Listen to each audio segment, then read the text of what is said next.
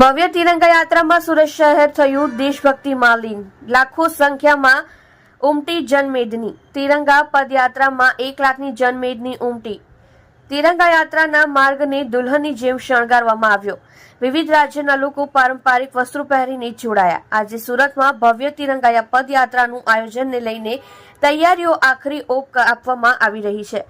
તિરંગા યાત્રામાં 1 લાખની જનમેદની ઉમટી પડી હતી. 2 કિલોમીટરની તિરંગા યાત્રાને લઈ વાય જંકશનથી લાલભાઈ ક્રિકેટ સ્ટેડિયમ સુધીના માર્ગને દુલ્હનની જેમ શણગારવામાં આવ્યું છે.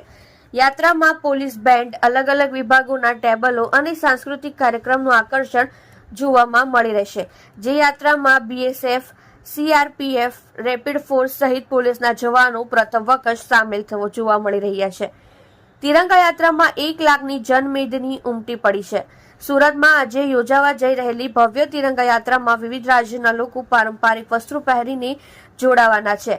અલગ અલગ સમાજ અને સ્કૂલ સહિતના કુલ 20 બેન્ડ દ્વારા પ્રસ્તુતિ કરવામાં આવનાર છે. રાજ્યમાં પ્રથમ વખત તિરંગા યાત્રામાં સશસ્ત્ર દળો દ્વારા માર્ચ પાસ્ટ, વિદ્યાર્થીઓ દ્વારા વિવિધ સાંસ્કૃતિક કાર્યક્રમની પ્રસ્તુતિ અને પોલીસ બેન્ડ સહિત વિવિધ વિભાગોના ટેબલો રજૂ કરવામાં આવ્યા છે. સાંજે 6 વાગ્યાથી વાય જંકશન ખાતેથી યાત્રાની શરૂઆત થઈ હતી. યાત્રાને લઈ 19 ઠેકાણા ઉપર પાર્કિંગની વ્યવસ્થા કરવામાં આવી છે, જેમાં 6510 ટુ વ્હીલ, 1970 ફોર વ્હીલર અને 400 બસની કેપેસિટી રાખવામાં આવી છે.